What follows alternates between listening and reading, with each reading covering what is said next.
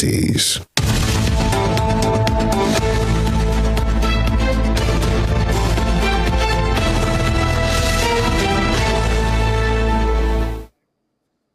It's the 28th day in the month of August 2023, and we'd like to first of all use the opportunity to say happy birthday in arrears to Osun State. 32 years and counting. Wow, what year it was. And wow, 32 years ago Osun State was created. So we'll say happy birthday to Osun State. We wish Osun State peace, joy, every positive things that could ever come out in life. Prosperity and in good health as well. Because if there is no, if Osun State is sick, virtually everybody will be sick here in Osun State. Of course, the people are the same. People, so we pray for good health as much as we pray for prosperity. It's on this note we'd like to say good morning to you out there, and thank you once again for being there, here and there on the other side with us at all times. It is another week, and you know how we do it right here at your favorite TV station, Western Spring Television. We are transmitting live on channels 190 on the Star Times DTT. Morning Spring is the name of the program, and as always, it promises to be exciting. We'll take you on a jolly ride, and you will never regret doing so. Been here with us as well. Tunde IDOWU is my name. At Irresistible TD on X. I'd like to welcome FEMI as well. And I don't know if FEMI is celebrating his birthday, soon. That's you might not be too far from the truth. Yeah, it's just a few more weeks. Yeah. September is here. No, August. Actually. But I won't reveal the day, so that you guys won't. I hope you know the tradition. To bother me much.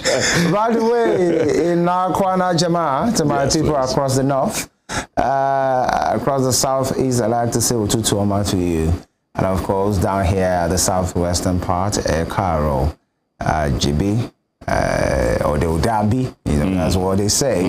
My people at the Delta, very big regards for them. I like to say Migwo. I know they are responding as well. So good morning, wherever you're listening, watching, viewing us from across. Yeah, thank you. I'm getting a response already. Redo.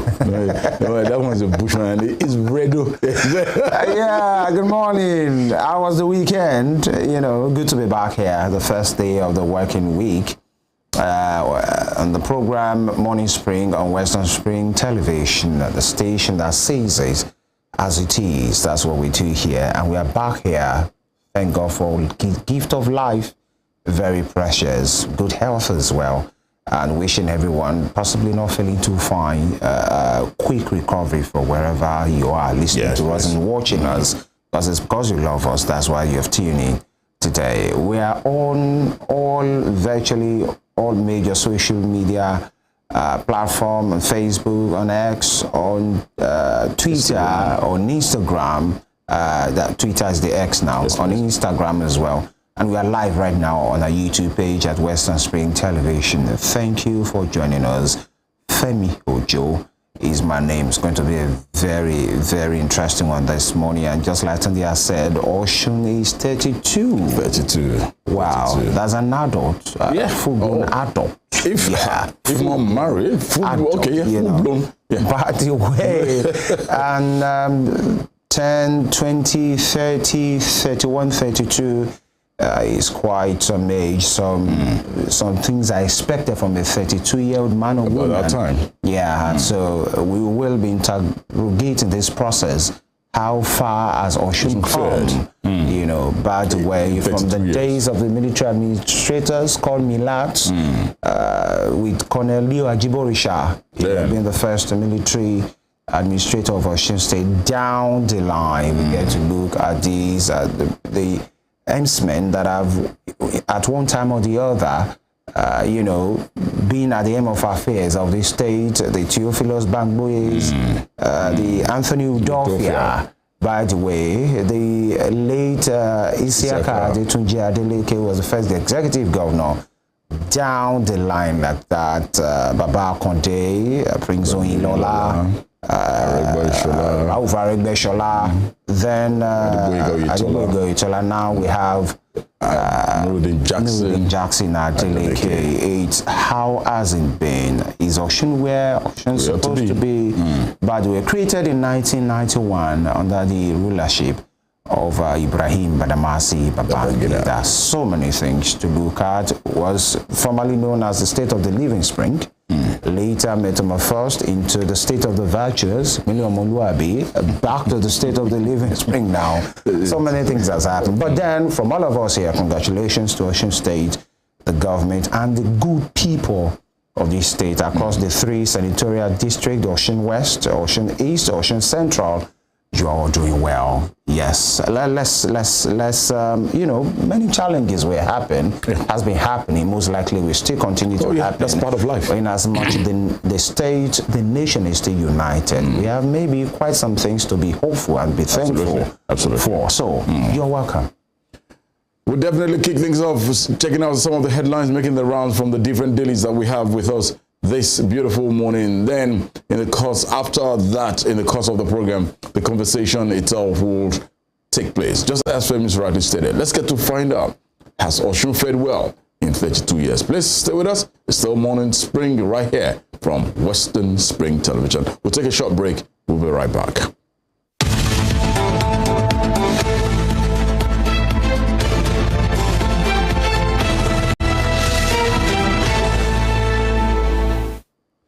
Let's begin to check some of the headlines making the round from the various dailies that we have here. I will take mine first from the pages of the Punch newspaper. And you have the big, bold headline there, which calls for concern. Because last year, when this dam was opened, it ravaged so many states in the country, causing floods and floodings. Farmlands were destroyed, properties were submerged to the point at which I remember vividly last year. This trailer, this long trailers that they use in packing rice, cement, loaded. It was deep down in water. Wow! We could just see the top of the iron rod that crosses the top of that trailer. I think it was somewhere in Kogi State, and I was like, gosh, if this type of trailer with the height, the length of that trailer is being submerged in water, what will have happened to houses whereby they're probably bungalows and what have you? So, that smaller car. Smaller car. Oh my goodness. Look, we need to be careful, and it's been stated here. It's the big bold caption on the front page of the Punch newspaper. The Punch, might sound funny, but even as the living were affected last year, even the dead were affected. So many cemeteries were washed away. Last year. Honestly. We just hope and pray. We've seen the federal government coming out to say, look, if you stay on lowly areas, please evacuate, move at this moment in time. But what are the papers saying from the front page of the Punch newspaper? I'll kick things off here. It's the big bold caption there says, Cameroon dam opening. Evacuate to prevent deaths. FG state warn flood-prone communities. And from us here as well, from Western Spring Television, Rave 91.7 FM, we are pleading, we are calling. Please move. It's better to probably go sleep under the bridges and be alive than you being washed away by flood. And you have writers associated to that story saying NEMA advises governors on evacuation. Nasarawa Taraba set up IDP camps. Others. Anambra orders evacuation in affected areas. Flood sweeps away 2 children. Goodness me. Sad one there. So from here as well, we pray and we're calling on the appropriate authorities. Please help government at all levels. Do the needful. If we have to create an IDP center where people can be safe, please, the earlier the better. This is done. And moving further on here, you have this story that it's the story under the picture of Mr. President there, saying servicing debt with 90% revenue that's path to destruction. Obviously. That's credit to Tinubu telling NBA. And that's the honest truth. Yeah. Out of your salary, you're servicing debt with 90%. What's left? 10%. What will that do? Bro, you have 2 kids or 3. How will you survive? Even if you don't have any. Even if you don't have. It's only yourself. How can you be servicing debt with 90% of your income? Wow, That's disaster waiting to happen. So, Mr. President has stated that, right on the bottom strip of the same daily for today, banks, 18 others fined 125 million naira for late filing. So, the early divider, if you don't file late, so you don't get fined here. Other stories still making the rounds here. Senators' aid. Murder cases take time to resolve. Police reply family. Yeah, as much as something genuine, something concrete, something honest will be eventually carried out and done. I think it will bring respite. Yes, the dead is dead, we lost somebody, but they need to get Justice. Justice, thank you. They need to get justice. I looked at one of our news sometime last week. This lit by lady in England who killed infants and babies. Yeah. And look at it. Though the parents were in court, the lady was not in court. Immediately they got justice. Yeah. After quite a whole lot of months, years, or thereabout, they knew that all right. The judge gave that lady, you're going to spend the rest of your life in jail, in prison. You know, so some justice definitely brings closure to that issue. There is a respite. There is a feeling of this person has not died in vain. So when, as they say, justice must be done, and justice must be seen to be done. That's very important as well. Very important. In this matter. We just hope justice will be done and carried out appropriately. I am loyal to Obaseki, still want to be governor. Okay. That's credited to Shuaibu. You said, okay. Best wishes, man. We wish them the very best. We'll see how that pans out. Let's go straight to the top strip of the same daily for today, the Punch newspaper. Niger, ECOWAS demands shorter transition period from junta. Yep, that's what they're saying. And external reserves fall by $915 million after Naira float. No. That's huge. That's not good. That's huge. Cash shortage. Bank borrowing from CBN hit 12 trillion naira. Wow. Those are some of the major stories that I have with me from the pages of the Punch newspaper. All right. Excuse me. Now, to The Guardian for this morning. The Guardian newspaper.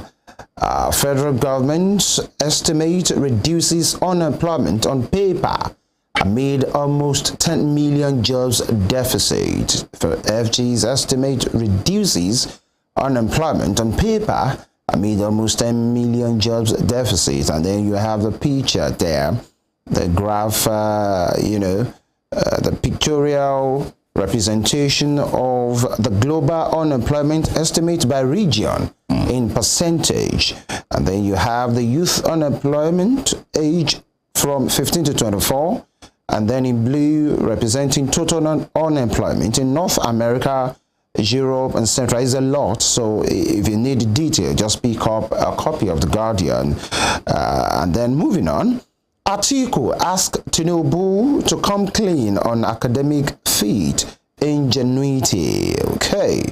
And NACAT sues acting CBN governor, deputy CCB over alleged refusal to declare assets. Of course, the right things must be done, should be done.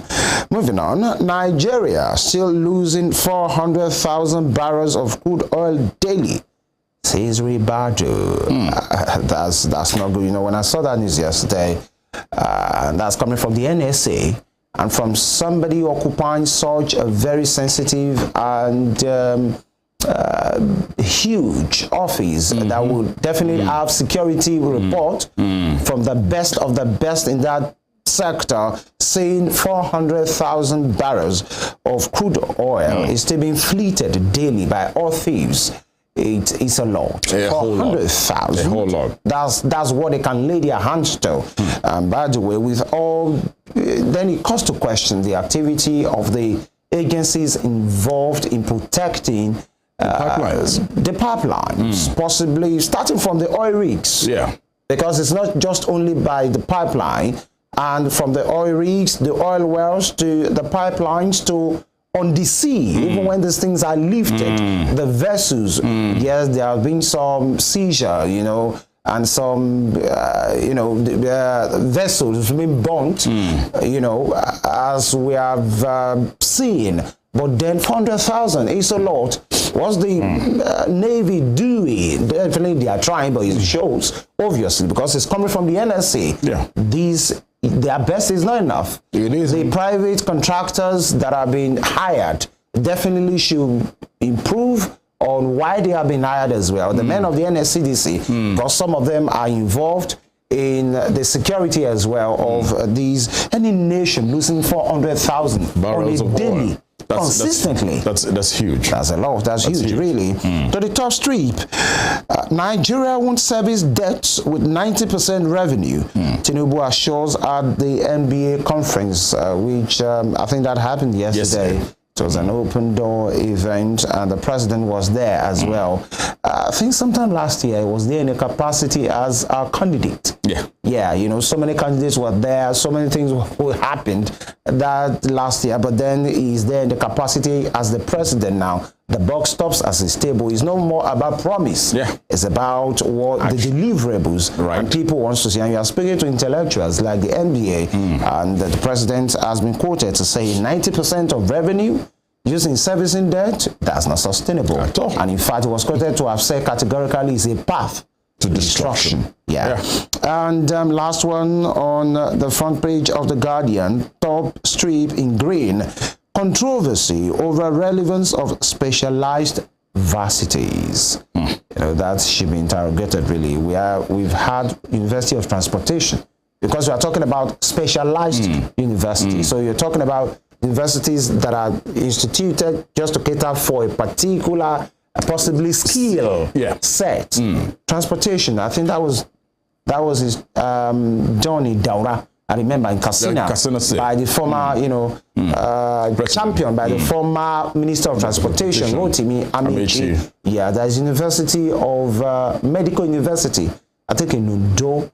So I think these are the kind of universities that has been talked about. What's their relevance? Are they really living up to the billing of why these universities are created? Yeah, that's it on The Guardian for today. Next is This Day newspaper. This Day newspaper is what I have with me here. And just as every other daily has stated that Mr. President had come out to say at the NBA conference yesterday, saying Nigeria cannot continue debt servicing with 90% of revenue. And the writer there says promises world-class remuneration for judicial officers. Senate unfolds agenda to increase Nigeria's IGR, tackle debt profile, plans fresh legislation on solid minerals to generate $3 billion annually from sector. Please, we are backing you. Let this work. If this can work, it's definitely going to pay off for us here. And just below that, you have the picture of the Ondo State governor, who was visited by the chairman of the Nigeria Governors Forum and the governor of Kwara State yesterday in Germany, Arakuni Rotimi Akeredolu, and the governor of Kwara State, Abdulrahman there in Germany yesterday. We wish Arakuni Rotimi Akeredolu speedy recovery, and we hope he will be back in action as governor in the capacity in which he holds for. So that's it. Moving further, just beside that picture and that story there, Atiku to Tinubu, tell us how you got into university without primary school. So many things. This talk is just still continuing. So many talks right now. And on the top strip, just to my right-hand side, saying 5 states mark 32 years. Reminisce about journey so far.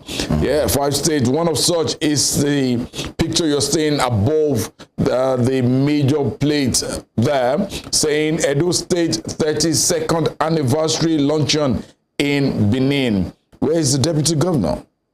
Oh, he isn't in the picture. Okay, so you have Mr. Besiki and some of his... Conspicuously missing. You decided to add that. Obviously. He isn't there. But we just hope. We wish Edo States as well the best. Maybe he was attending to other duties as well. Yeah, trying to see to things there. Moving further, or still staying with Edo State, the governor of Edo State talking here, saying our politics must work for the next generation.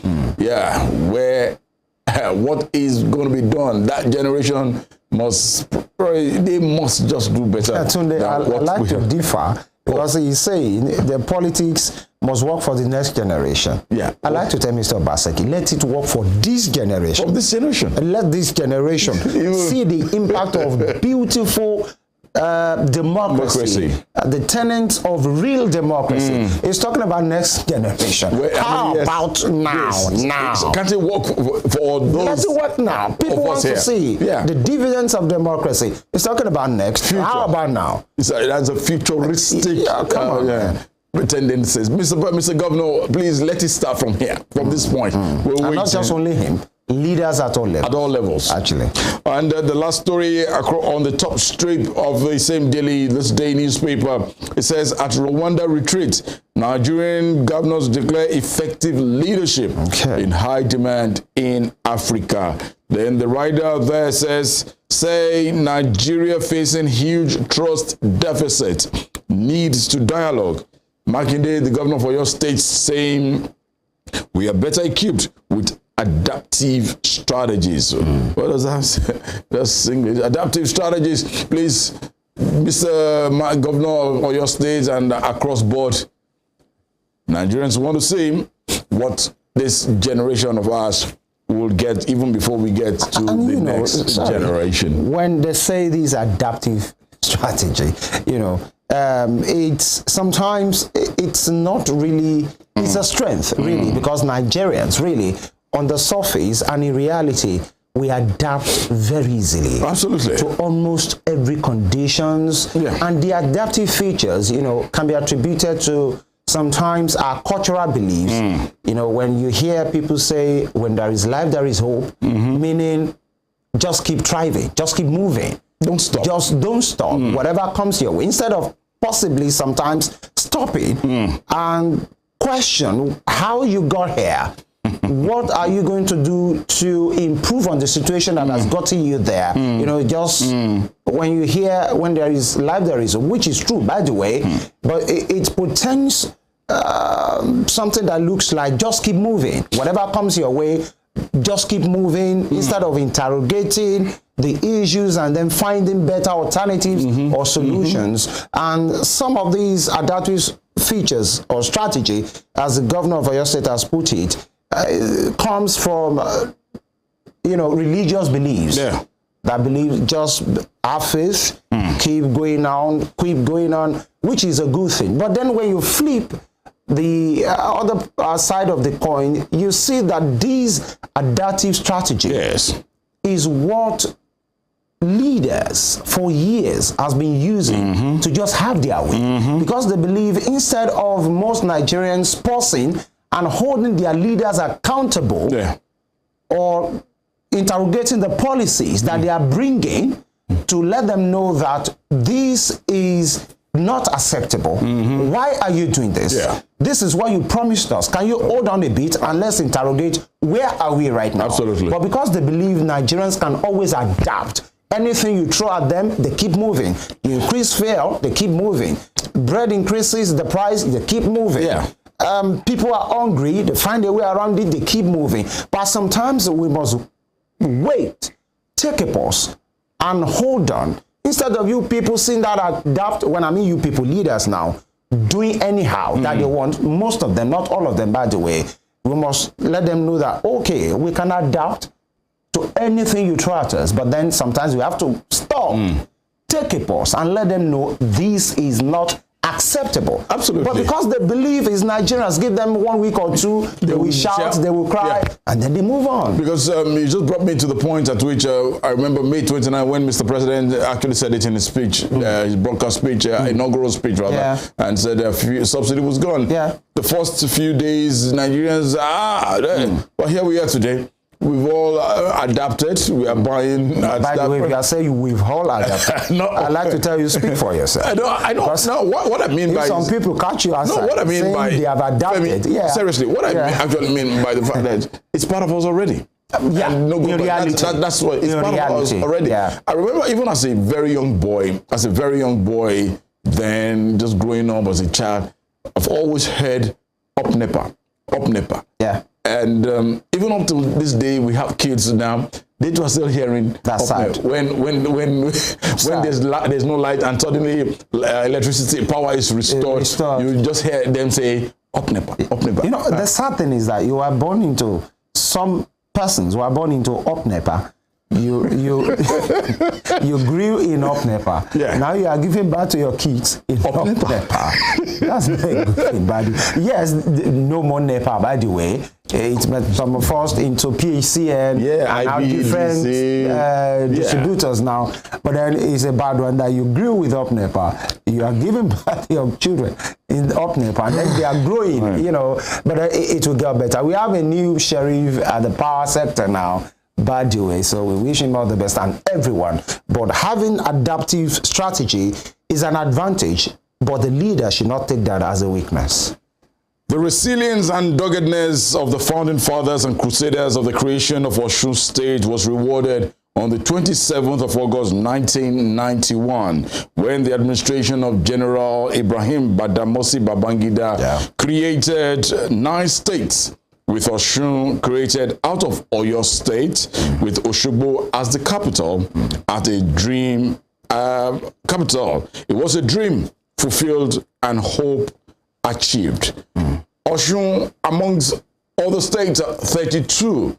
And at this moment in time, we will definitely go back into history. How has Osun State fared? Have we been able to achieve the needed things we hope to achieve? Health-wise, security-wise, economy-wise, in every sphere. Administrations, different administrations that have been here in 32 years. How well have we fared? We'll be talking about Osun at 32 on the conversation right here on the program Morning Spring from Western Spring Television. Stay with us. Don't go nowhere. It promises to be exciting.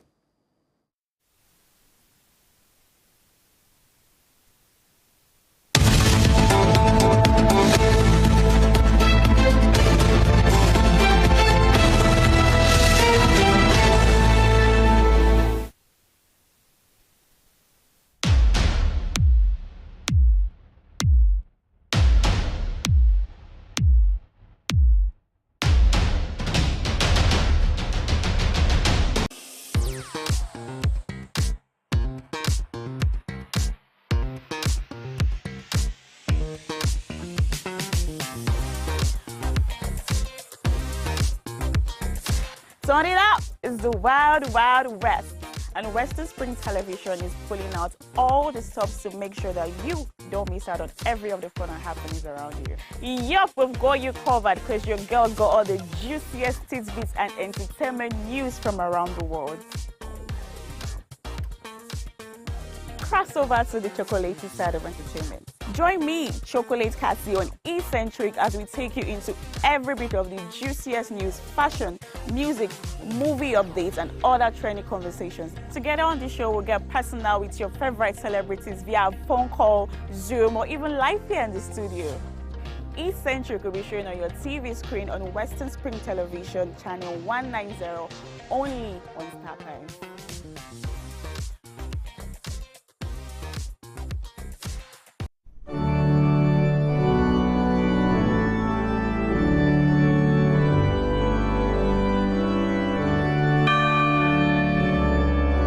Here are 5 amazing fun facts I bet you never knew about Christianity.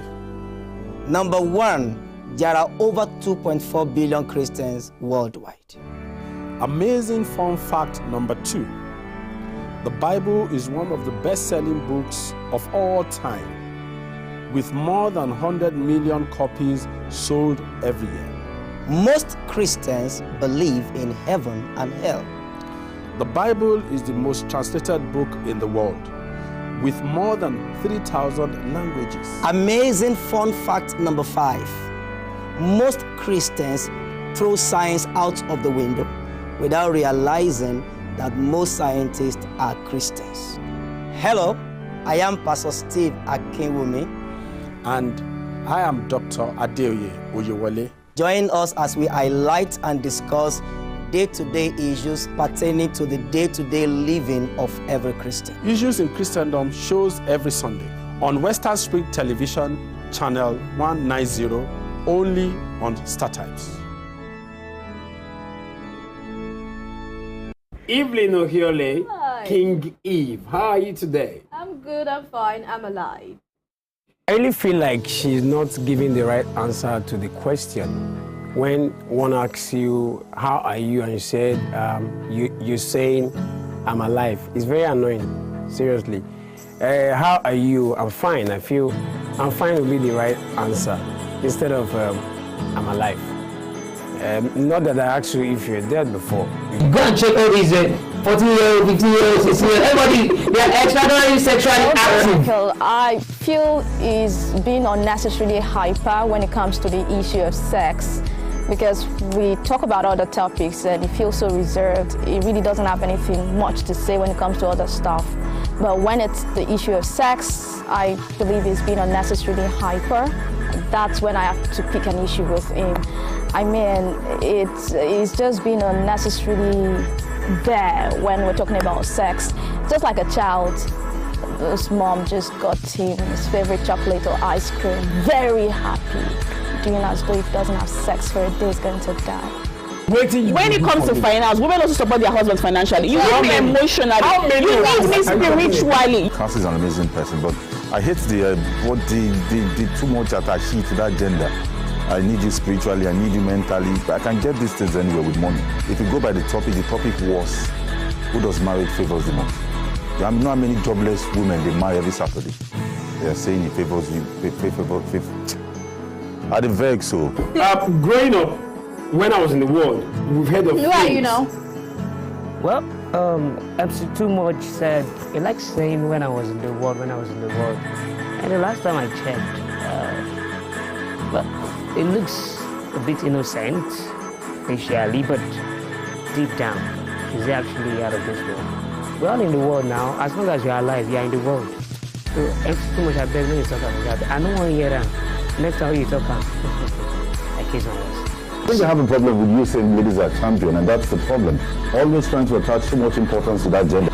It's giving insecurity, it's giving low self-esteem, it's giving a blatant display of egoism, because at the end of the day, a man who is secured in his words, a man who is confident of who he is, will not really be disturbed as to whether women are being referred to as champions or not. I mean, at the end of the day, Joseph's a really great guy, but whether he likes it or not, women are champions.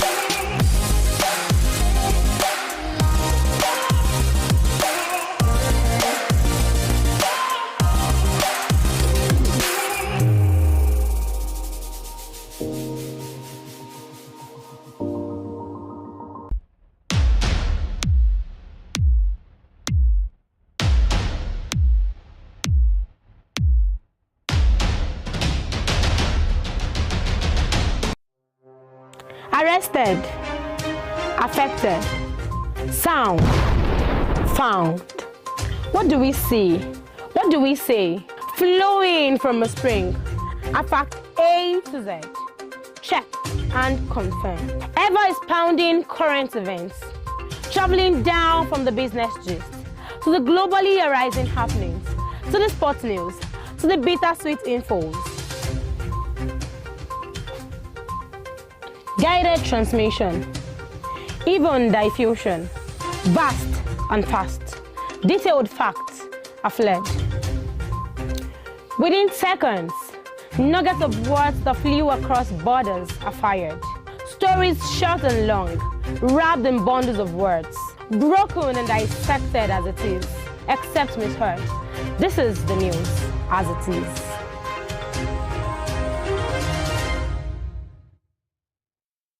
Sports is a culture on its own.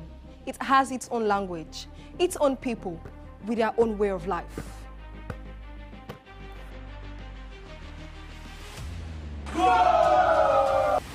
The world of sports is never void of actions, stories, dramas, and scandals.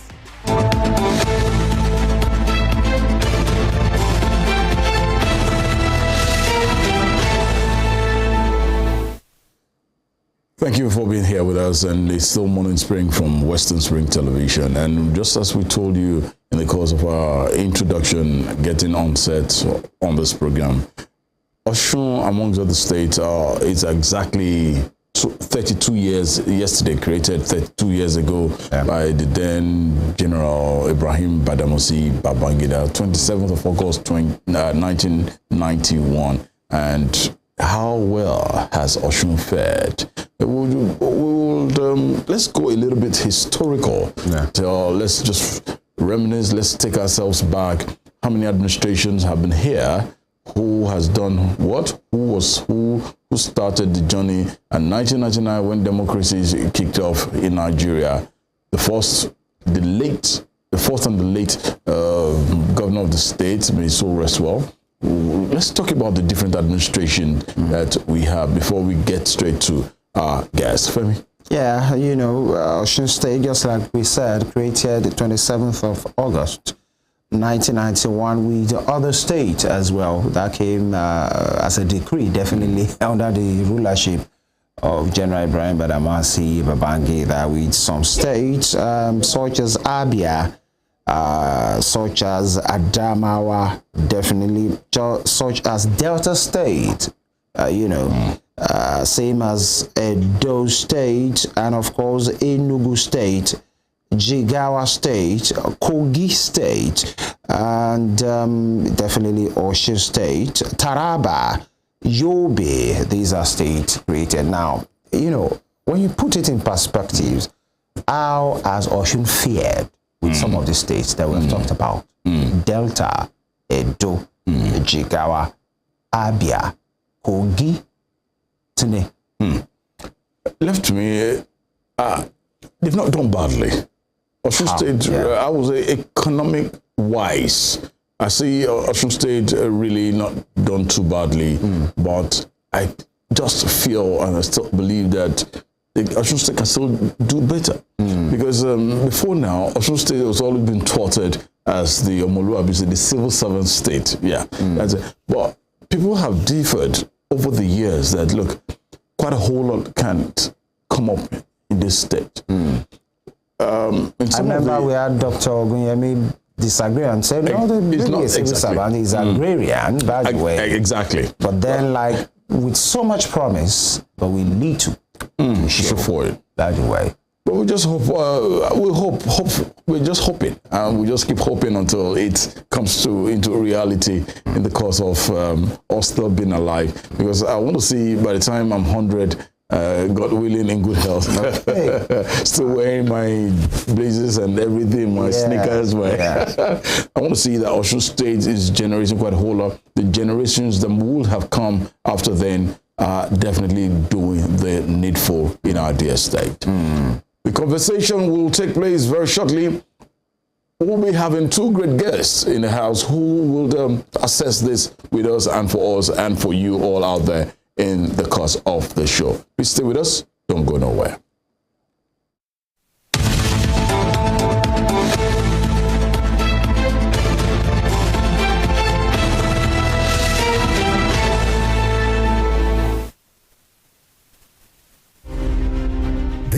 iconic African presents the narrative of a man destined to exert an imperishable global influence in Western education. His was a story of a freeborn, captured and sold into slavery. He was born in Oshogun, a native Yoruba village near Iseyin in Okeogun axis of southwest Nigeria.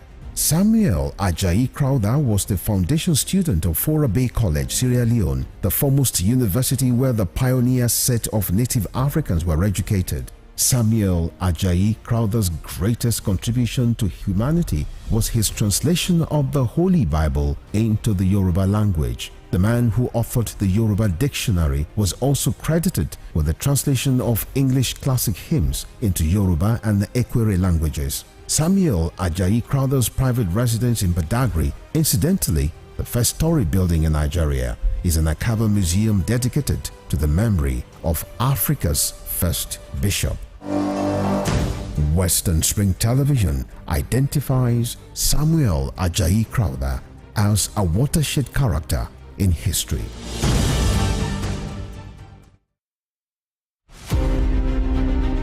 The 1914 Amalgamation Treaty is synonymous to the birth of Nigeria. Frederick Lugard, a British Army captain and an outlaw who struck gold in Africa, became the instrument used by destiny to make it happen. The amalgamation of Nigeria was designed for economic reasons by the colonial administration to offset Northern Protectorate budget deficit by Southern Protectorate surplus returns. The amalgamation had ad initio created imbalance in the economic political structure of Nigeria and was responsible for the persistent hiccups in the efforts to forge a united country till today. Nigeria's amalgamation was labeled as the mistake of 1914 by native northern conservatives who neither wanted it nor contributed anything significant to its sustenance. Western Spring Television identifies with Amalgamation Treaty of 1914 as a watershed event in history. Born Jeremiah Oyeni Obafemi on March 6, 1905, Obafemi Awolowo was a prime architect of Nigeria's independence and most consummate advocate of free education and social welfare in Africa's most populous nation. Erudite politician, thinker and philosopher, Awo was fondly addressed by associates and political colleagues, brought his unique attributes to bear on governance in the defunct Western region. He administered as leader of government business and the premier between 1955 and 1958. Obafemi Awolowo's premiership witnessed pioneering in multi-sectoral policy initiatives and execution. The Western region under his administration paraded several enviable records. First television station in Africa, first real estate in Nigeria, first high-rise building in Nigeria, first modern sports stadium in Nigeria, first agricultural settlement in Nigeria, first modern civil service secretariat in Nigeria, and first industrial estate in Nigeria. His face is on 100 Naira denomination as a mark of honor for his distinguished services to his country. Western Spring Television identifies Obafemi Awolowo as a major character in history.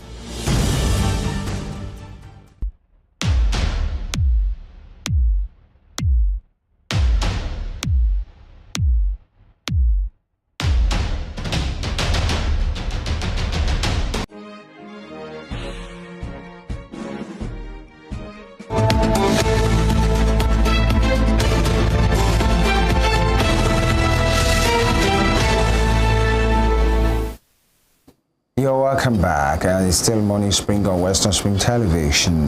We delve right into the conversation right now, talking about Osun at 32, August 27th, 1991. That was the day the state of the Living Spring was created by the then head of state, General Ibrahim Badamasi Babangida, retired. And then what promise does Osun hold 32 years down the line? How has Osun fared? We just before we went on the break, we talked about the states that were created with the state with Osun State as well. We talked about Kogi, Delta, Edo, some other states as well. So what do the people of Osun should be expecting? What have they gained so far? What is the way to go? Please stay with us. We'll go on a very quick break right now, but we'll be back very shortly. It's the Morning Spring on Western Spring Television. We'll be back.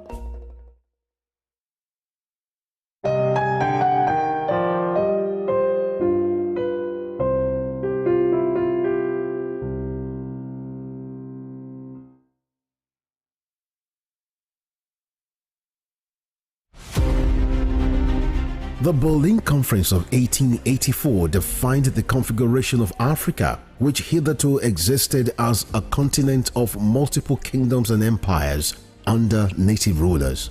The conference, otherwise referred to as Congo Conference, regulated European colonization and trade in Africa as initiated by German leader Otto von Bismarck. The Berlin Conference is often called the scramble for and partitioning of Africa, as each of the imperial powers carved separate portions of the continent for themselves without recourse to racial and cultural identities and differences. 137 years after the Berlin Conference was held, Africa remains a legitimized playground for European nations that sought to exploit its wealth and resources and manipulate its human capital to promote trades and investments of Western powers. Western Spring Television identifies Berlin Conference as a major event in history.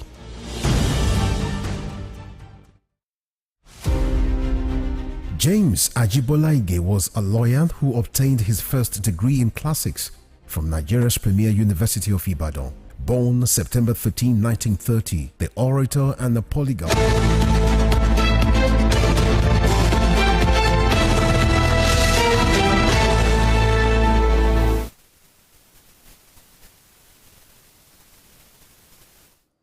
Once again, you're welcome back. And of course, the squad is ready. We're ready to go and have that conversation about Osun at 32, 3 decades and 2 years.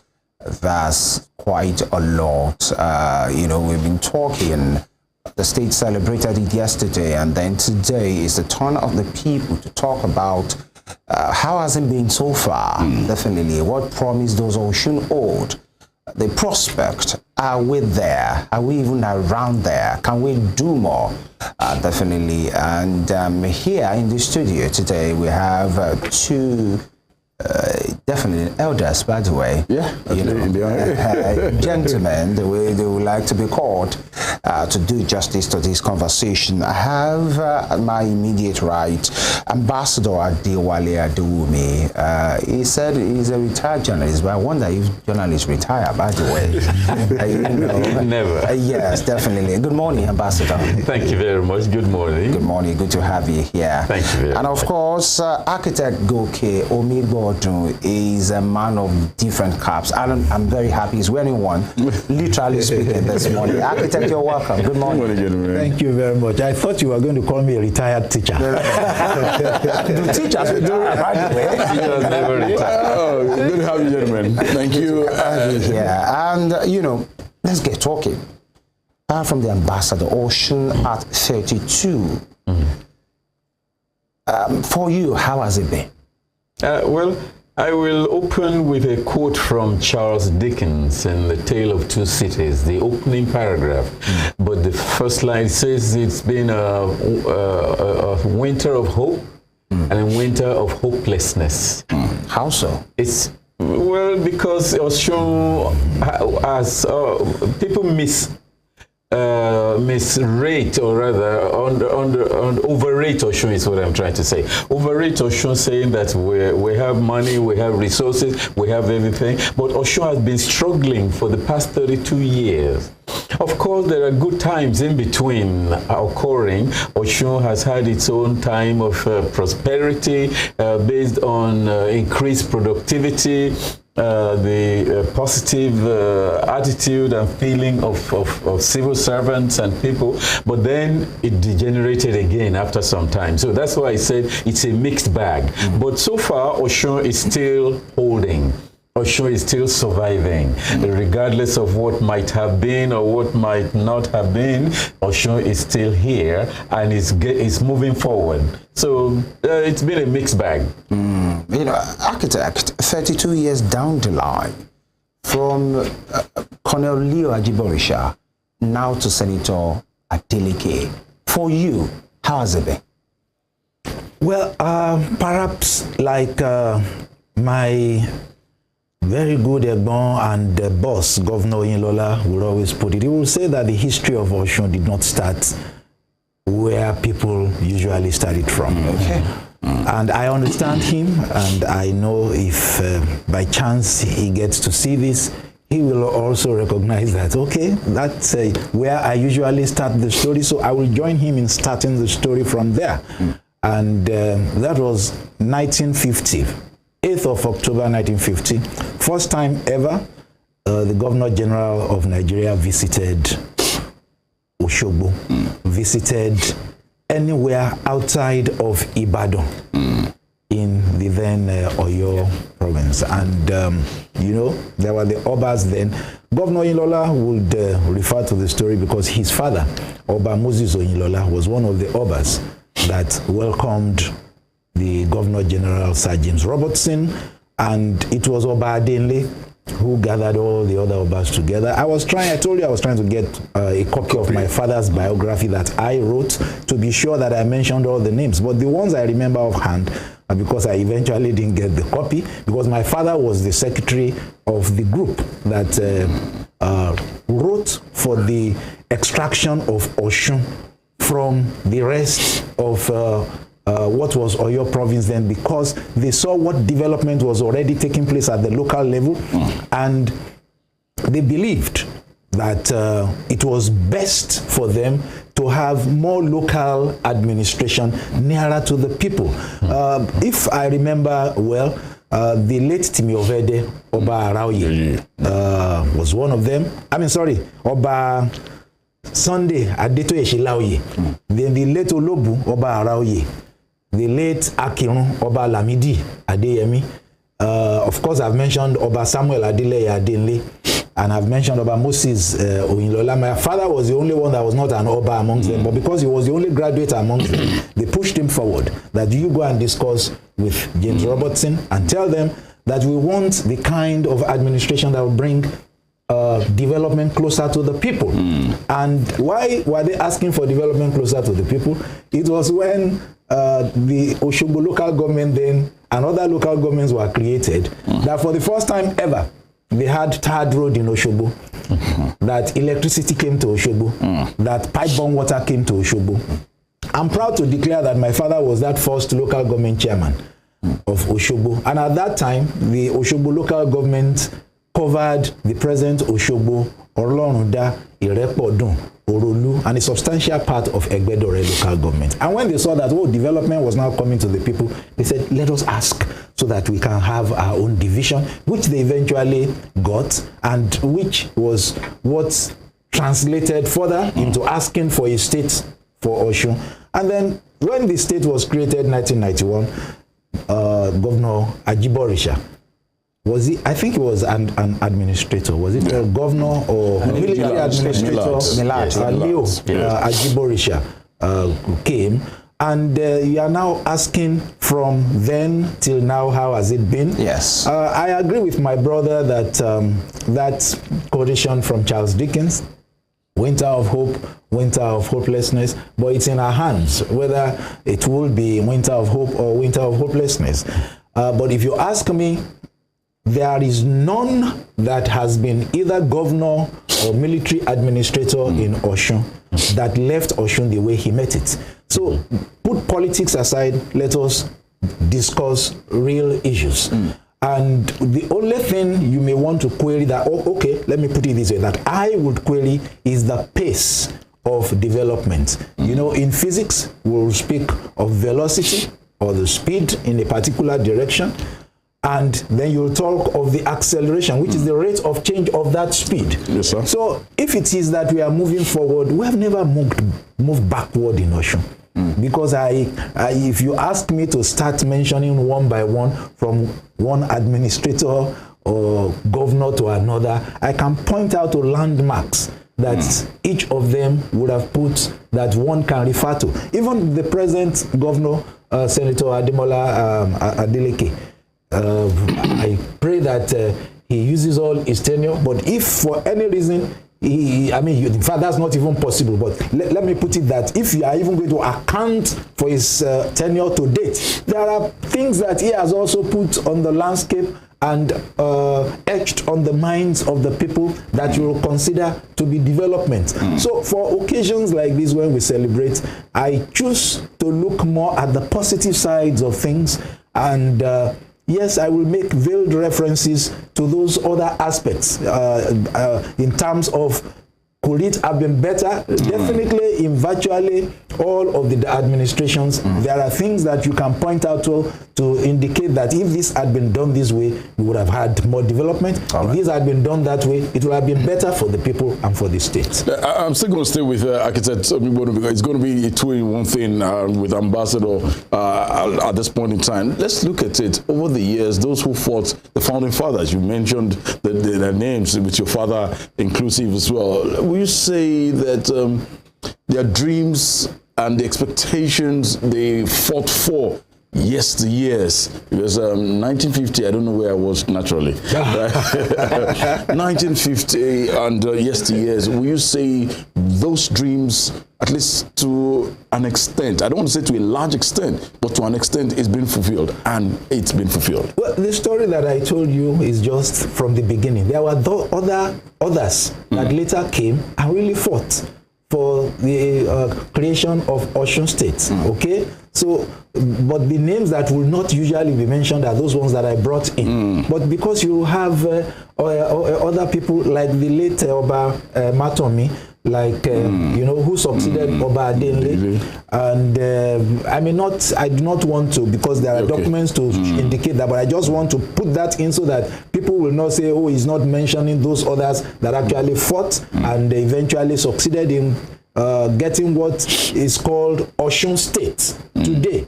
And if you ask me about the dreams, then I will tell you that still referring back to the era where one Ladunjoye OMIGBODUN was chairman of Osogbo local government, and it was when he was chairman that electricity first ever came to anywhere called Osun. It was when he was chairman that the first tarred road, that station road, was ever tarred. If it were the days of aggrandizement of the people of today, that road would be named Ladunjoye OMIGBODUN Road. The irony is that not one stretch of 2 meters is named after Ladunjoye OMIGBODUN anywhere in the world. Now, that's just an aside. Now, water came. So, but now, tell me how many roads are tarred in Osun.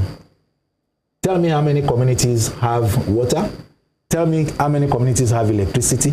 So do you think Ladunjoye OMIGBODUN will not be happy in his grave that beyond whatever little that he did then, we have had development? So some of those dreams have been. And the question will still remain, have those dreams related to time been such that they expect? Will they not expect that by now a lot more would have been done than has been done? Those are the issues that may now come in. And those that eventually I may have to mention a few other names, because I remember that even when they were going to create the state, it's not as if it is that easy. And I'll be careful the way I present this, because some people also thought that their domain was going to be fragmented, and so were not supporting. And I remember very well as a young man that in, I think, between 1979 and 1983, what year in particular I do not know, but I know that an uncle of mine,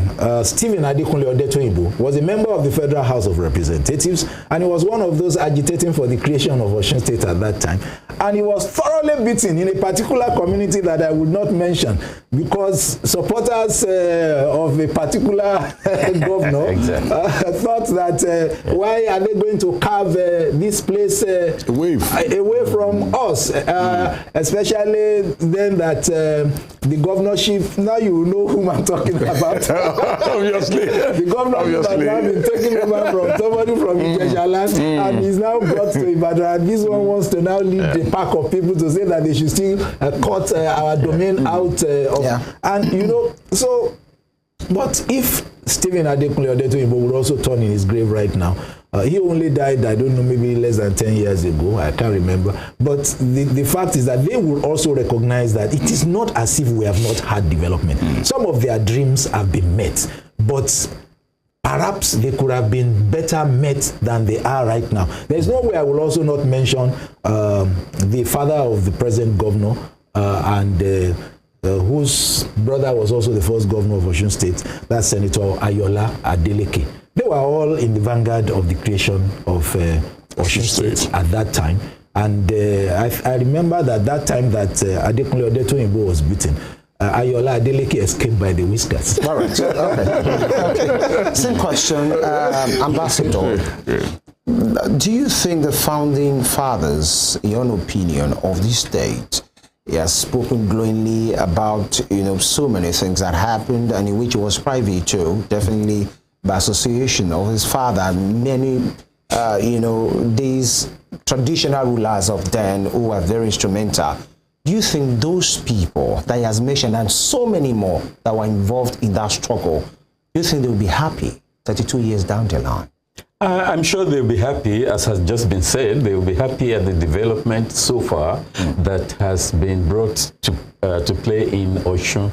But they had good intentions, and they had good vision for what they wanted the state to be, how far and how developed. But Osun has had stunted growth because of disagreements, because of sectional interests, because of different things. As I just been said, some people were expecting that the state capital will be in their area, another group expecting the capital will be in their area. So all of these things have contributed to the lack of tremendous growth that Osun could have had. Now we have gold mine that is still there, a large gold deposit on the ground. We have all the tourist attractions there that could have attracted development and tourists also. I live in Florida, in the United States. Disney World, I'm just a stone throw away from Disney World, and I know millions of people that go there every day. And we have these things here in Osun that could have attracted many from all around the world to come and visit here, and that would be revenue coming to Osun. But because of sectional interests, these things have not been brought to to be. And all this is what I mean that I said contributed to the stunted growth of Osun. When Osun was being created, I was not here, I was in the United States, and but we were reading about all those things. And one of the things that some of us asked was that, what is there in Osun? No, any industry, any factory, anything that will bring money to the state. And what about employment opportunities for young people in Osun? Some of us were looking at that time, 1991, I was already a graduate and was already in the working world, but was looking to go back to, come back to Osun, especially to Osogbo, and say, what is there? What is there? I knew what it was when I was in Ibadan. I grew up in Ibadan, and the secretariat, everybody where you get your degree, you're looking to get a job as a civil servant. But it didn't, in Osogbo, when we did the all the examination and evaluation, said the opportunities were not there. So our founding fathers, they had good vision and they had great intentions. But then because of sectional interests, even till now it's still going on, you know, in the governorship and whatever else, it's still happening. And that is all, those things are contributing to the stunted growth of Osun. That is why I said winter of hopelessness, because these things could have been and should be going on now. I believe we are seeing some development. Some hope rising. Yes. In the United States, we say keep hope alive. And so, as long as we keep hope alive, Osun will grow. Osun will develop. Osun will become one of the, like the governor said in Kigali a few days ago, want Osun to be one of the leading states in Nigeria, and one that will attract people and bring people from all over the world. So we are looking forward to that. Okay, and I come to Architect GOKE OMIGBODUN. You know, you've spoken and you mentioned Osogbo repeatedly on this matter. Now, the decentralization of development, I'm sure, even distribution of parastatals, agencies of government, development in general, possibly was one of the reasons, you know, maybe geopolitically speaking, why we have senatorial districts. We want to talk about Osun East, Osun Central, and of course Osun West. But many persons will say, yes, Osogbo is the capital, but everything has been about Osogbo in the last 32nd years. When I mean everything, majority of what you will say, many will argue that should have been distributed evenly, and that thought of having even distribution has been jettisoned and is now majorly about Osogbo at the detriment of others. What will you say to that? No, I absolutely disagree with people that think like that. There was a time when... Is it not true? It is not necessarily true the way that you have presented it. There will always be centers of government and of governance.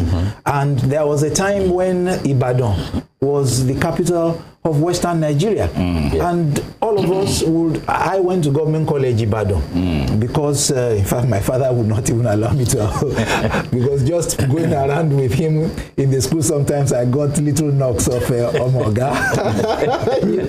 So we all knew. So I had to go to school in Ibadan. It was when I was in Ibadan that I realized that governors were not gods. you know, because I was in the same school with Femi Rotimi, who was the son of Governor ADEWALE Rotimi, you know, and we go to the government house. But it was like the governor was a god that you saw from afar off. And I remember in the primary school, even when the divisional officer would visit from Ibadan, I remember Ajele, who would line up and Momi wo re mori moto kan Ajele lode kabo. That was the way it was.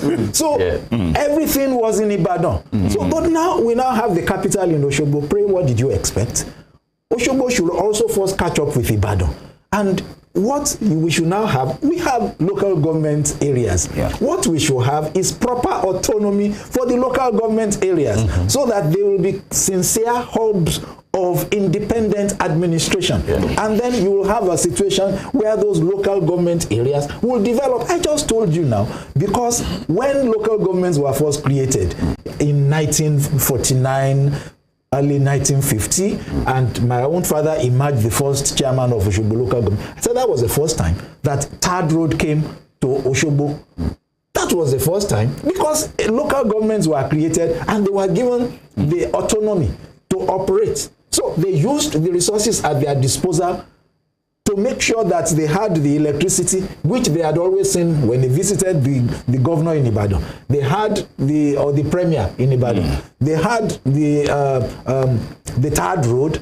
Then they had the pipe-borne water. So if at that time, I'm sure there were local administrations in other areas too, and they also developed their own areas. But that was why they were calling for more decentralization of governance. So I see Osogbo being the state capital requiring even further development, but that the headquarters of different local governments should also have their own quota of development, and governors should stop holding on to resources of local government. Let local governments operate properly. And there's no way, when we discuss development, I don't know, it's extremely difficult to divorce it from decentralization and restructuring, you know, and until we have a proper restructuring, and the present National Assembly must be determined to ensure that something in that direction is done. Citizens, please hold your parliamentarians accountable. Let them work more than the 9th Assembly, you know. I always give kudos to the 9th Assembly, at least for giving us certain tidbits of decentralization. Now state governments can have their own electricity, they can have their own railway system, and all sorts of things. Let there be more decentralization. And please watch out, because I saw that video clip and I will always talk about it. And there's nothing anybody can do to me about it. That the present Vice President of the Federal Republic of Nigeria said, decentralization and restructuring my foot, they should remove that foot and make sure if it does not remove the foot by itself, the foot should be removed, and there should be more decentralization. When there is more decentralization, then it will not be about Osogbo alone in Osun State. Then this the development will go to Oba. If you go to Ilie, I'm sure somebody will be saying, hey, now that exactly that's why I talked about. And if you go to Yekemi, you know, because these were all my rural communities. Oyadoni, Dagbaja. These were all rural, and it depends also on the governor. When Bisi Akande was the governor, I was chairman of the Property Development Corporation, and at the same time, I was program advisor of the United Nations Development Program.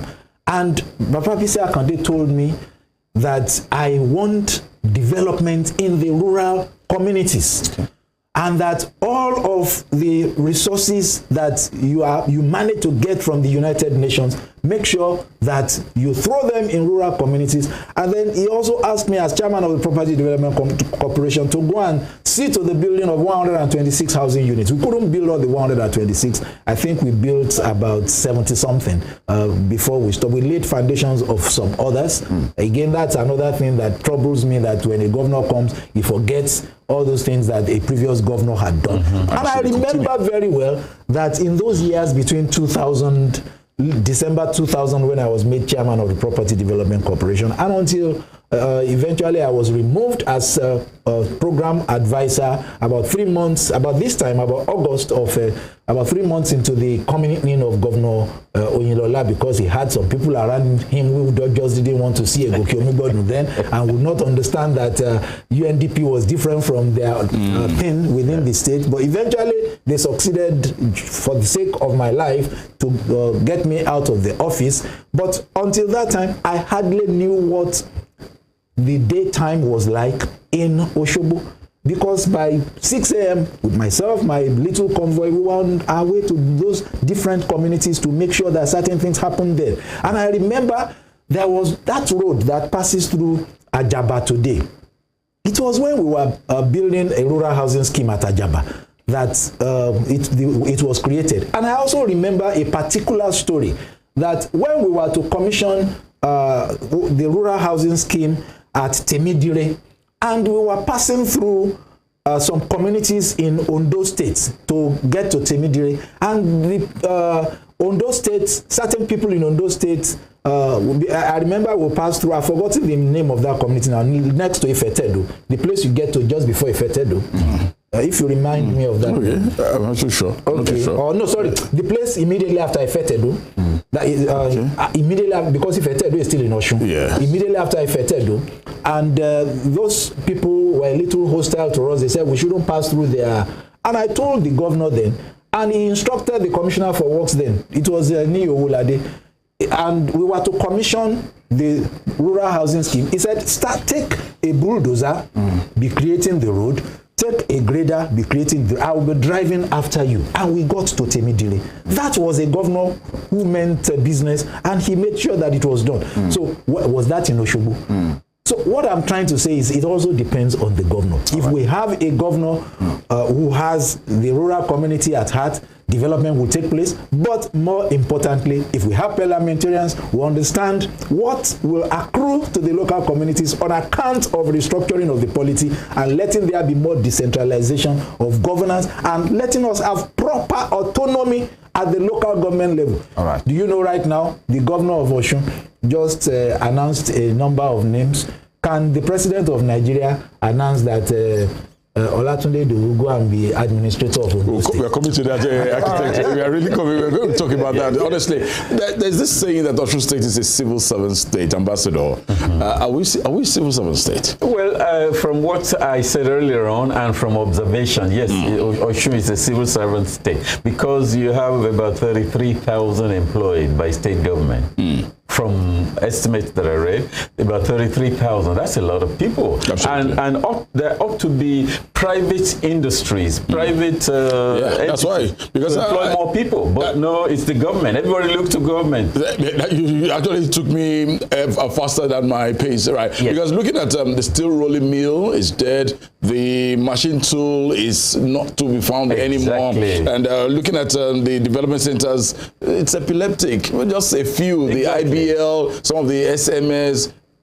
What is wrong with Osun State when it comes to that level? It's like picking on a child that is maybe the youngest among his siblings and everybody picking on him, or maybe by stature is the smallest in the classroom, everybody picking on him.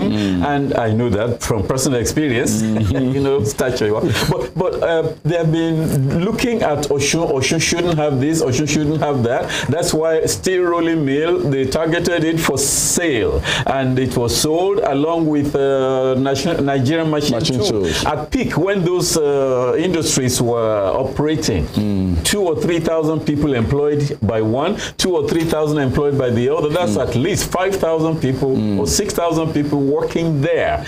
And that would have relieved the pressure on the states to employ people. And when you go to the state secretariat, you can go to one office, you see about 15 people there sitting like we're sitting now, and only 2 or 3 actively involved and engaged in doing something for that by which office was created. So I'll show everybody is saying the state government must employ. Of course, we need more teachers in the classroom, but then Osun State is trying to employ more teachers, but how much money do we have to pay those things? And the civil servants are the ones who are not happy, because when the salary was negotiated, or half salary was negotiated, to avoid or prevent being laid off. When I read about it, I was abroad, but when I read about that, at that time, I said, no, you should just lay people off, and then other people, other companies will employ them. But then who will employ them? That's why I piped down to say you can't just lay people off. Over saturation in some areas, Osun needs to grow. And I used to say it, along with my colleagues, that there is no money in Osun. Don't tell me, how can we have... Is that statement of fact, though, Ambassador? Is there no money in Osun? That is, well, as a fact, when you Osun depends on monthly federal allocation right now. How much IGR does Osun bring in? If there is no federal allocation... Sorry, Ambassador, maybe I should clarify. Yes. As a government, are you saying Osun doesn't have money? Or two, there is no prospect to make money?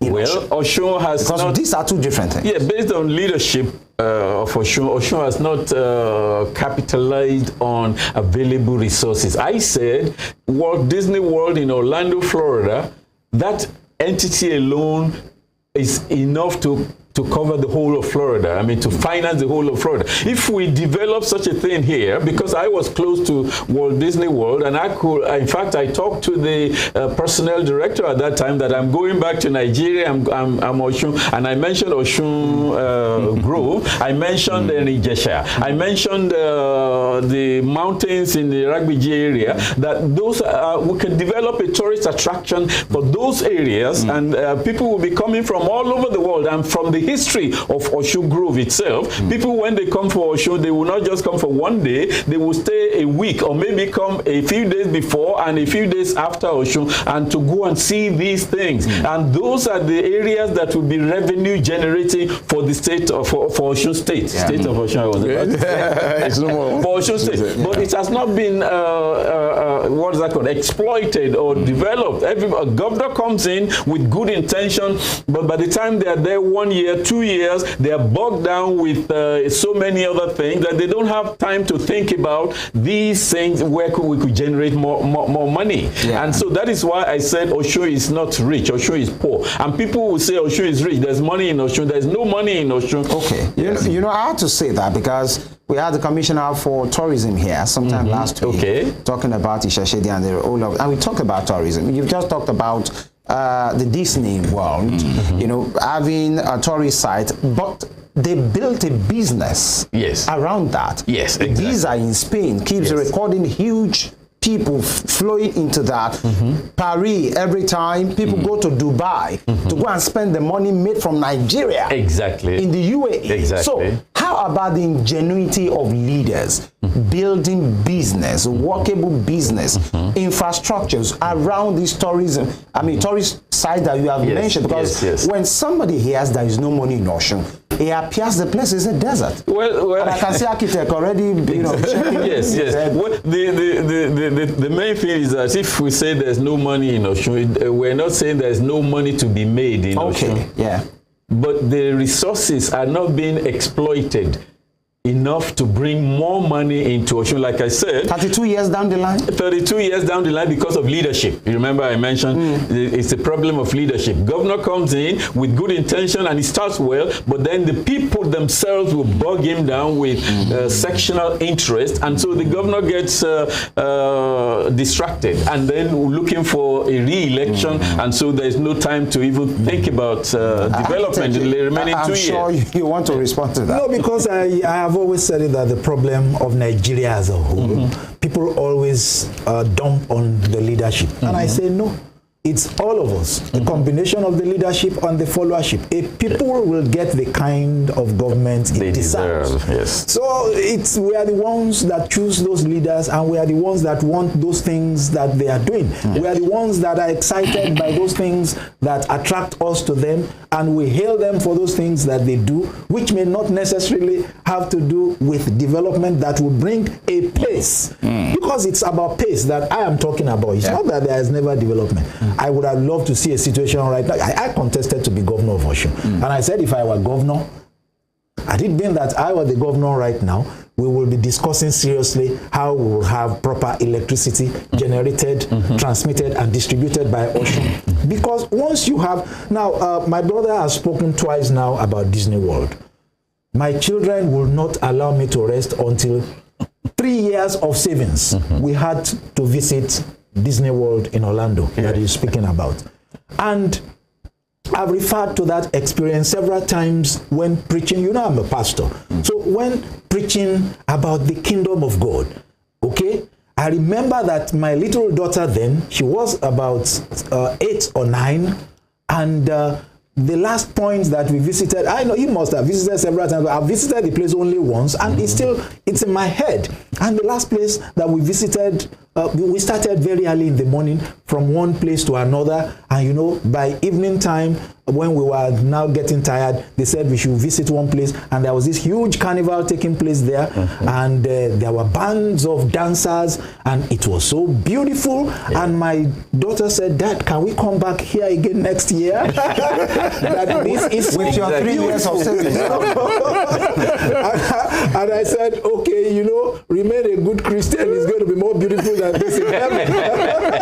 I remember that very well. Exactly. So, and I remember how many people that we saw thronging each of those locations. So can you imagine, like my brother said, the number of people thronging the Osun Grove here, which is a United Nations cultural reserve, a number of people thronging the Ayikunba waterfalls in Okeila, the other waterfall in Erinjesha, and different places. And there is a place here along Ilobu, you know, and those are different spots where we can also have development. If we had electricity, they have that Disneyland working well, because there are all kinds of rides there, you know, and some of those rides, and then in fact they had one setting there that looked almost like Agbole Olobado in Osogbo, because they said they wanted to show a proper African setting, you know. And when we got there, my daughter said, "This is like Olobado in Osogbo," you know, and everything. So you can visit the whole of the world just visiting Disneyland alone,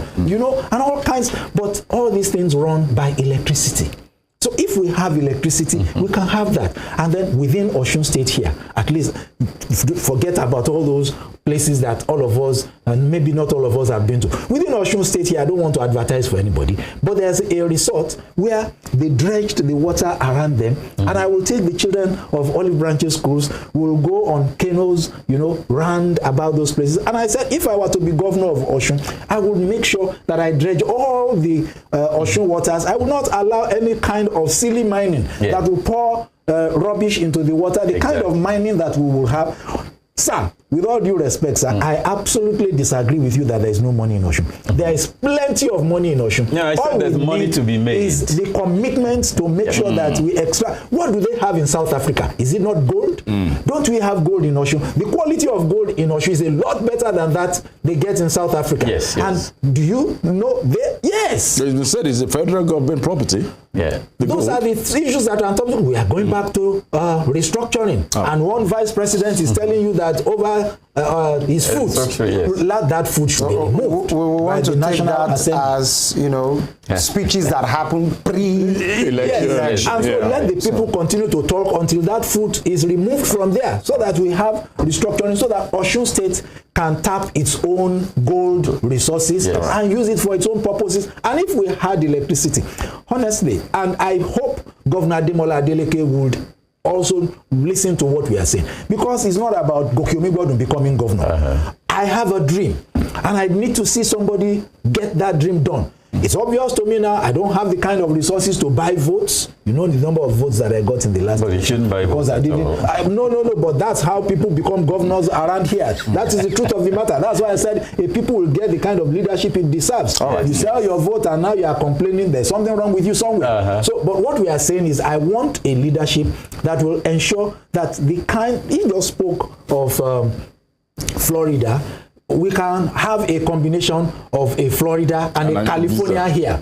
We can have a situation look, they say the economy of California has never gone beyond number 7 in the world. Yeah. And that number 7 is competing with Germany, with Japan, with China, with India. As a state. In fact, yes, as a state. Just a state. But Nigeria is not caught by that radar at all. And what are they, and how did India also come to be caught by that radar? Because they had one leader who thought of developing the ICT culture of the people. And right now, their institutes in India, India Institute of Technology, is now exporting people, graduates, to Harvard, to Yale, and to all the centers of development in. And in fact, if you go anywhere, my own daughter happens to be schooling somewhere outside Nigeria right now, and she tells me, what are all these Indians and Chinese doing here? She's the only African in her class.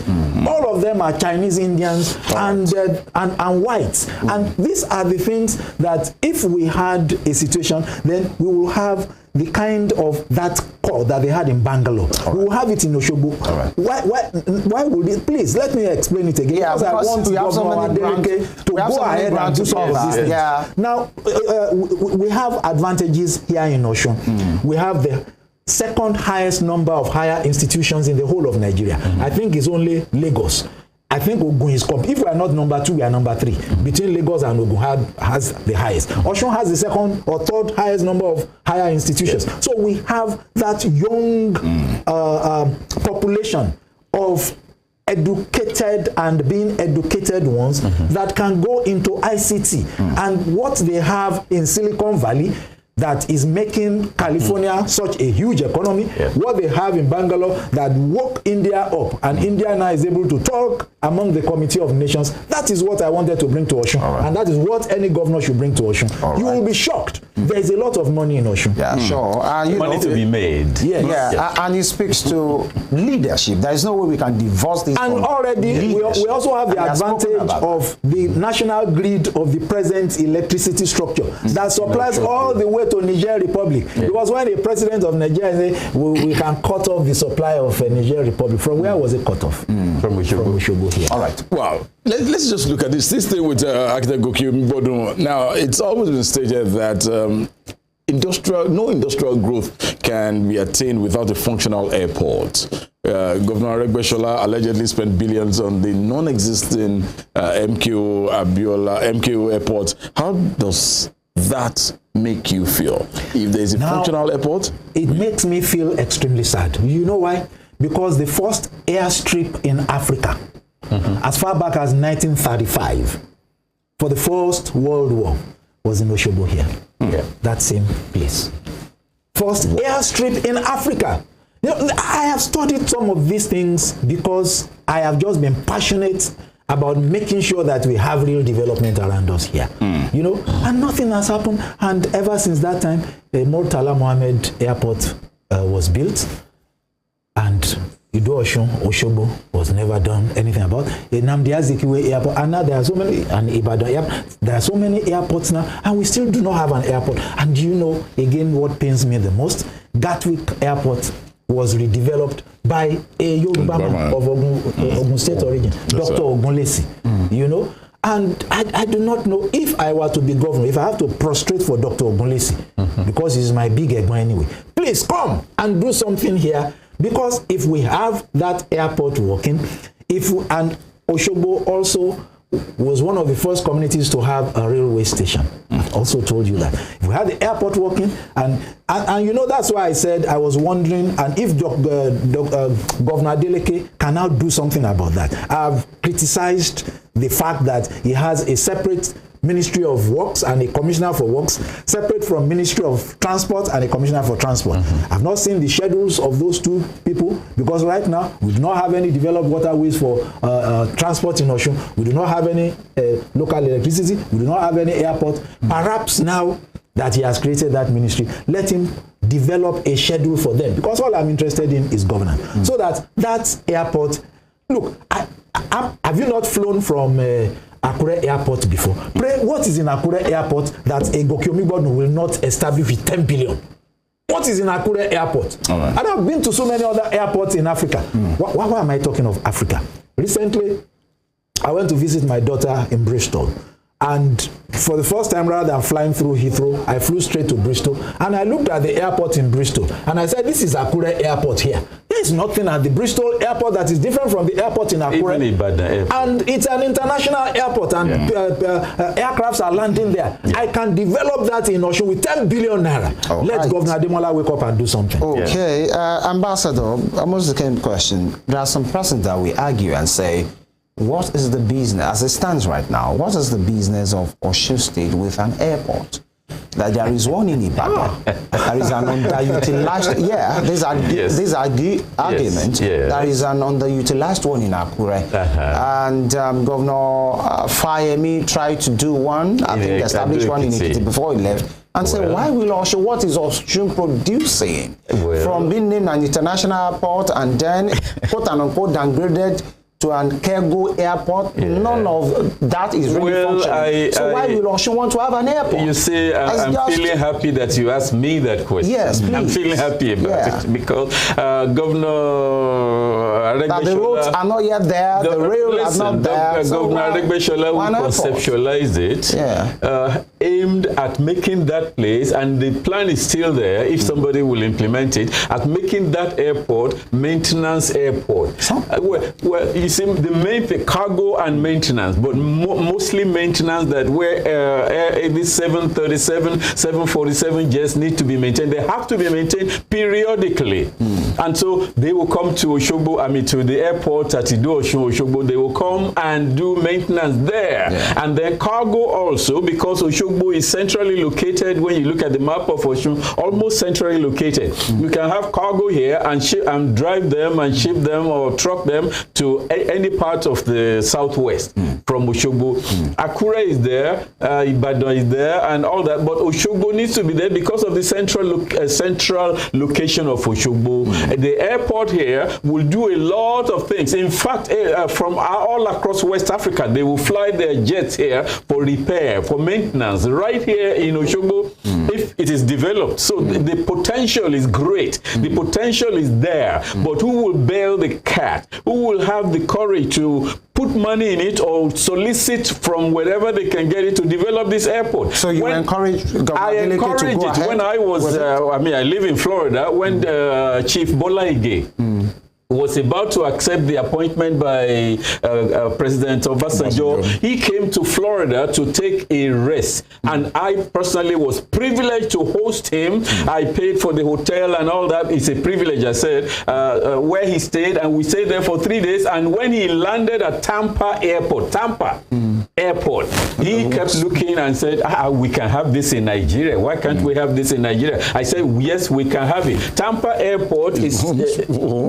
exactly. So we can do that if Osogbo is developed. The airport here is developed. We can have that here, and it shouldn't cost much to do it, but who will bail the cat? That is the problem. Leadership is a problem. We hope that Governor Adeleke is listening, and he will find a way, because he has lived in the United States. He will be able to solicit and get investors to come and develop this thing and make it work. The problem we're having is that, like I said, first 2 years, they're serious, and then the remaining 2 years, they're bogged down with re-election, and other people will bog them down. That is what is happening in Osogbo. But I would never say that everything is centralized in Osogbo. No. Everything is not centralized in Osogbo. The administration is centralized in Osogbo. When University of Osun was built, by the way, before it was built, I came to Nigeria in the year 2000, and they were talking about having University of Osogbo,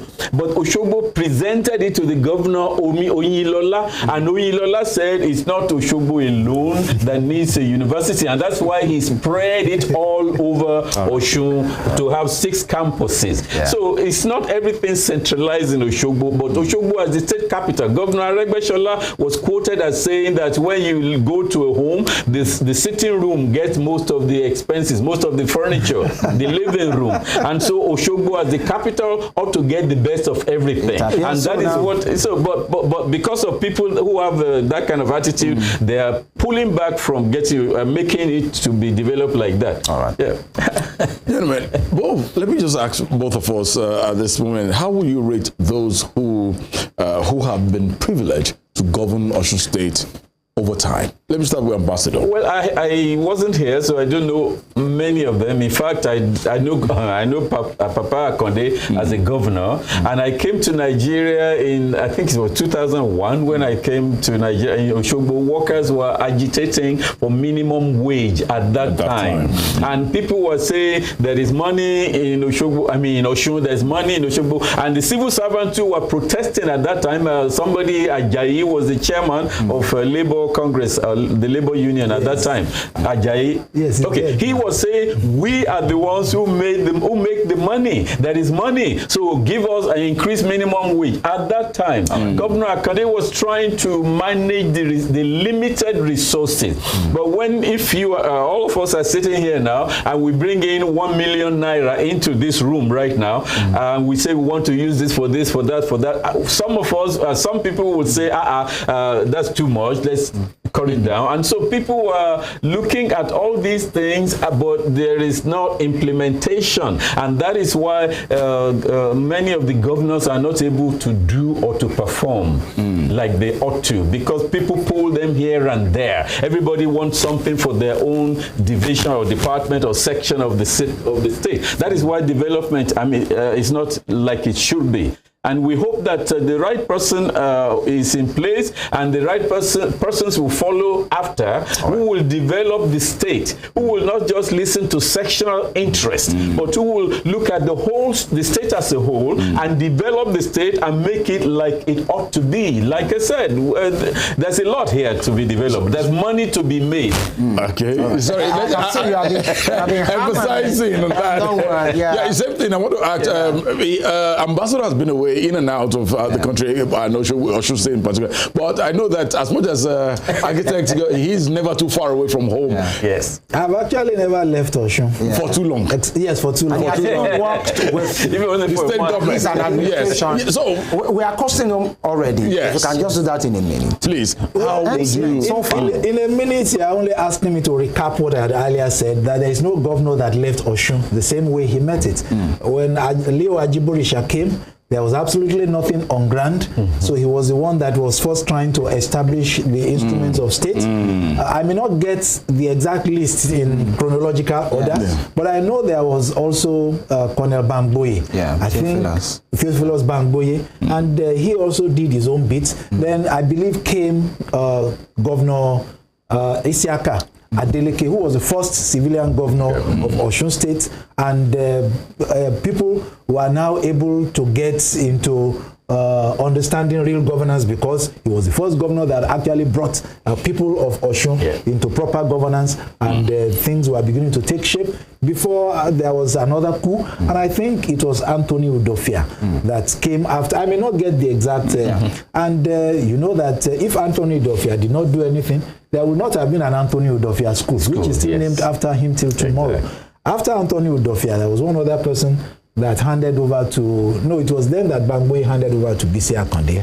I can't remember. And then you know that it was a BC Akonde that had the secretariat that we have right now. If you can boast about the secretariats in Ibadan that my brother said they used to go and line up to write application about, we have another place now bigger than that, or better than that of Ibadan, where we can write our own applications to. And then came Oyinlola. He had just spoken about the university, and there's no way that you will remember the Oyinlola administration and not remember that is the one that created that university, and that university that he has created is a seed for about 6 universities in future. That's the truth of the matter, because I've been to so many of their colleges in the US, and you discover that even when people talk of Harvard, is Harvard in only one location? No. Is William in only one location? Is Yale in only one location? I mean, you have them like that, and people talk as if what Oyinlola has done is anything criminal. Okay? So after Oyinlola came, who now? Rauf Arebeshola. You have seen his mega schools. People may say some of them are being demolished, and you saw that interchange there.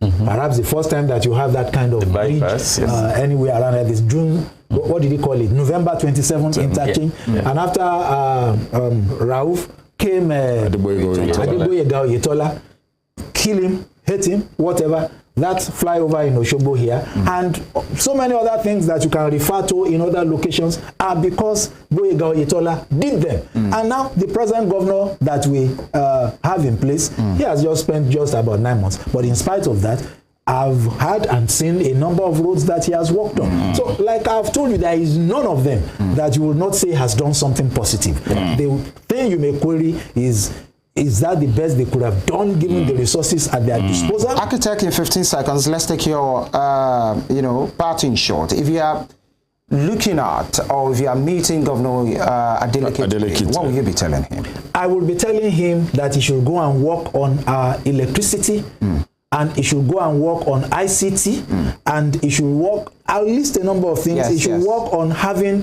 a proper enumeration of the people of Osun. Don't wait for the National Population Commission, so that you will be able to determine so many things. Because now they are talking of distributing rice, and they will probably distribute only to Femi and you and Tunde, because they know you on telly. But they don't know my people in Olobado. Nobody can tell me, apart from myself, how many people live in Olobado compound in Osogbo right now. Those are things a government have at his fingertips. Thank you. You know, when you mentioned Femi, I'm so happy because at WSTV and I read 91.7, we have it's a pool of Femis. I'm sure you're not referring to your party short, just in 10 seconds. Governor Adeleke. Just like has been said, he needs to look at creating IPP, independent power plant, a project of plant in Osun, because we have the potential, we have the river, the water, and you can have hydroelectric, like ECN, Electricity Corporation of Nigeria, they had in Ede right there. That's where the thing was generated. So Governor Adeleke can exploit a lot of things, and like we have been talking about tourism, he can exploit all of this, and this will bring resources into Osun. All right, thank you very much, Ambassador Adewale ADEWUMI. Thank you for your take on Osun 32. Thank you. And of course, the architect GOKE OMIGBODUN. Thank you for your time. My pleasure. And of course, I want to thank our distinguished viewers for your time today. Osun 32, you know, with other contemporaries like Kogi, like Delta, like Abia, Edo. We wish you all the best. And definitely we have more to do, you know, and to gain. Government at all levels should try and do their bit so that Osun people will be happy, Nigerians will be happy, and then we can have a prosperous state and a prosperous nation. Thank you for your time. Femi Ojo is my name. I'll see you tomorrow. Thank you for being there with us, and to the gentlemen in the house, thank you for making it happen with us and for us and for our esteemed viewers out there. You can follow us on all our social media handles on Facebook, Instagram, and X at Western Spring Television. You can take a recap and go back to our YouTube channel to definitely get to watch this again and all our programs that comes out from Western Spring Television. It's at Western Spring Television. Subscribe, like, share. We'll gladly love to hear from you. Tunde IDOWU is my name. We'll see you tomorrow. World Cup tension is back.